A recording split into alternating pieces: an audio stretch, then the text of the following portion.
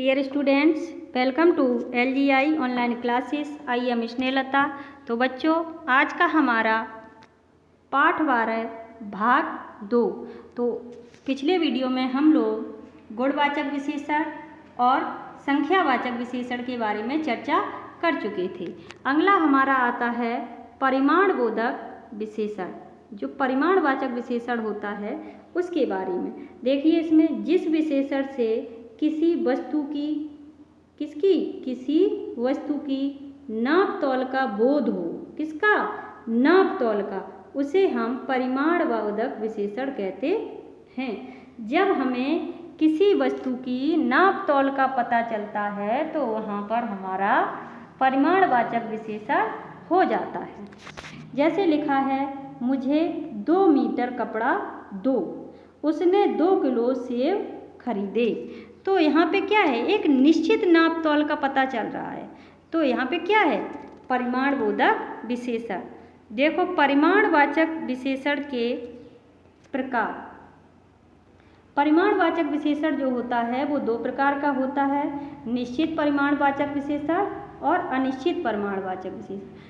पिछले संख्यावाचक विशेषण में क्या था कि उसमें निश्चित संख्यावाचक विशेषण था, यानी कि संख्याओं का ज्ञान हो रहा था, और अनिश्चित संख्यावाचक विशेषण था, अनिश्चित संख्याएं थी। यहाँ पे क्या होगा? निश्चित, यानी कि जो परिमाणवाचक विशेषण होता है वो नाप तौल का ज्ञान कराता है। तो यहाँ पे निश्चित परिमाणवाचक विशेषण और अनिश्चित परिमाणवाचक विशेषण। निश्चित परिमाणवाचक के जहाँ नाप तौल या माप निश्चित हो, यानी कि जब नाप तौल या माप कैसी हो? निश्चित हो। जैसे 1 किलो दाल कितनी है? 1 किलो। जैसे कह दिया जाए 3 किलो आटा, 5 लीटर दूध। तो यहाँ पे क्या है? निश्चित है। जो कुछ भी है वो आपका निश्चित है। अगला होता है अनिश्चित परिमाणवाचक। तो इसमें देखो, अनिश्चित परिमाणवाचक विशेषण जहाँ नाप तौल या माप अनिश्चित हो। कैसी हो? अनिश्चित हो। जैसे कहा जाए कुछ पैसे, तो कुछ पैसे यहाँ पर क्या है? अनिश्चित है। तो सीधा सा मतलब होता है कि जहाँ पे नाप तौल निश्चित हो वहाँ निश्चित परिमाणवाचक, और जहाँ पे नाप तौल अनिश्चित हो वहाँ पे आपका होता है अनिश्चित परिमाणवाचक। देखो, जैसे लिखा है 2 मीटर कपड़ा, तो निश्चित है। थोड़ी नमकीन, तो अनिश्चित है। यहाँ पे क्या हो जाता है? ये आपका अब एक चीज़ और, संख्यावाचक और परिमाणवाचक विशेषण में अंतर। तो संख्यावाचक विशेषण संज्ञा की संख्या बताते हैं, जबकि परिमाणवाचक विशेषण संज्ञा अथवा सर्वनाम का परिमाण बताते हैं, यानी कि नाप तौल बताते हैं। संख्यावाचक विशेषण के विशेष्यों को गिना जाता है, यानी कि जो संज्ञाएं होती हैं उन्हें, जबकि परिमाणवाचक विशेषण के विशेष्यों को नापा तथा तौला जाता है। जैसे रीता ने 2 केले खाए, तो यहाँ पे क्या है? संख्यावाचक है 2 केले। रीता ने आज कम खाया, तो यहाँ नाप तौल है। गीता ने बाजार से 2 पुस्तकें खरीदी, तो संख्यावाचक है। गीता ने बाजार से 3 मीटर कपड़ा खरीदा, तो परिमाणवाचक है। अगला आता है आपका सार्वनामिक विशेषण। इसमें देखो, सार्वनामिक विशेषण की परिभाषा। जब कोई सर्वनाम शब्द संज्ञा शब्द से पहले आए। क्या है? कि जब कोई सर्वनाम शब्द संज्ञा शब्द से पहले आए तथा कहाँ आए? पहले, तथा वह विशेषण शब्द की तरह संज्ञा की विशेषता बताए। जिस तरह से विशेषण किसी संज्ञा की विशेषता बताता है, उसी तरह वह विशेषता बताए तो उसे सार्वनामिक विशेषण कहते हैं। जैसे देखो, लिखा है, वह आदमी व्यवहार से कुशल है। कैसा है? व्यवहार से कुशल है। तो आदमी जो है वो आपकी संज्ञा है, और वह आपका क्या है? सार्वनामिक विशेषण है, क्योंकि यह संज्ञा से पहले आया है। तो ये हो गया आपका। अगला उदाहरण देखो, जैसे लिखा है, वह कौन छात्र मेरा काम करेगा। तो छात्र क्या है? संज्ञा है। ये आपका सार्वनामिक विशेषण। उपयुक्त वाक्यों में वह और कौन शब्द सार्वनामिक विशेषण के उदाहरण हैं। तो सीधा सा मतलब है कि जो शब्द जब कोई संज्ञा जब कोई सर्वनाम शब्द संज्ञा शब्द से पहले आता है तो वो सार्वनामिक विशेषण बन जाता है। अगली हेडिंग आती है विशेषण की अवस्थाएं। जो विशेषण होता है उसकी 3 अवस्थाएं होती हैं। सबसे पहले आती है आपकी मूलावस्था। मूलावस्था में विशेषण का तुलनात्मक रूप नहीं होता, वह केवल समान विशेषता प्रकट करता है।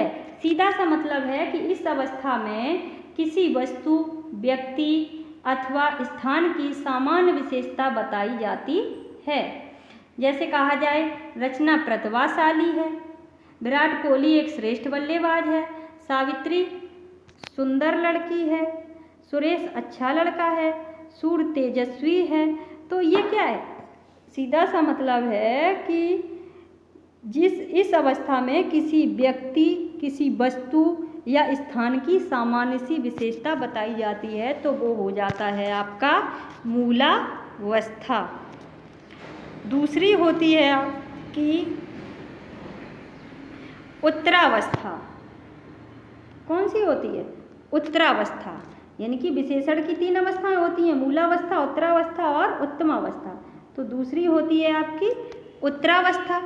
इस अवस्था में देखो जब दो व्यक्तियों या वस्तुओं के गुण दोषों की तुलना की जाती है तब विशेषण उत्तरावस्था में प्रयुक्त होता है। इसका मतलब कि जब 2 व्यक्तियों अथवा वस्तुओं के लिए प्रयुक्त विशेषणों में तुलना की जाती है और दोनों में से किसी एक को श्रेष्ठ मान लिया जाता है तो वहाँ पे उत्तरावस्था होती है। सीधा सा मतलब है तुलना होना, 2 व्यक्तियों में तुलना होना, वहाँ हो जाता है उत्तरावस्था। जैसे रविंद्र चेतन से अधिक बुद्धिमान है, सविता रमा की अपेक्षा अधिक सुंदर है। तो यहाँ क्या हो रहा है? तुलना हो रही है। संजीव राजीव की अपेक्षा समझदार है, मान्या आस्था से ज़्यादा परिश्रमी है। तो यहाँ पे क्या हो रही है? तुलना। तो जब 2 व्यक्तियों या वस्तुओं के गुण दोषों की तुलना की जाती है तो वहाँ पे उत्तरावस्था होती है। अगली अवस्था आती है आपकी उत्तमावस्था। उत्तमावस्था देखिए, उत्तमावस्था में 2 से अधिक व्यक्तियों एवं वस्तुओं की तुलना करके किसी एक को सबसे अधिक अथवा सबसे कम बताया जाता है। यानी कि व्यक्तियों और वस्तुओं में तुलना की जाती है। क्या की जाती है? तुलना। और तुलना करने के बाद किसी एक को सबसे अधिक यानी कि सबसे ज़्यादा खूबसूरत या अच्छा या बुद्धिमान या फिर सबसे कम न्यून बताया जाता है। तो वहाँ पे क्या हो जाता है कि इस अवस्था में किसी वस्तु, व्यक्ति या स्थान को सबसे श्रेष्ठ, अच्छा या बुरा बताया जाता है। इसमें विशेषण के पूर्व सबसे कम, सबसे ज़्यादा, सर्वाधिक आदि का प्रयोग किया जाता है। तो देखो जैसे लिखा है पंजाब में अधिकतम अन्न होता है। तो यहाँ पे कई राज्यों की तुलना हो रही है परंतु क्या है? पंजाब में अधिकतम अन्न होता है अन्य राज्यों की अपेक्षा। संदीप निकृष्टतम बालक है।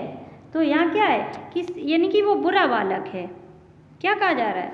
कि वो बुरा बालक है। इसी तरह यहाँ देखो जो मूलावस्था होती है उसमें होता है उच्च। जो मूलावस्था होती है, मूलावस्था, उत्तरावस्था और उत्तमावस्था। जैसे उच्च लिखा है तो यहाँ उच्चतर हो गया, उच्चतम हो गया। कठोर तो कठोरतर हो गया, कठोरतम हो गया। गुरु गुरुतर हो गया, गुरुतम हो गया। तो ये जो होती हैं वो आपकी 3 अवस्थाएं होती हैं। तो बच्चों ये चैप्टर आपको समझ में आया होगा। इसको अच्छे से रीड करें, इसके नोट्स बनाएं। धन्यवाद।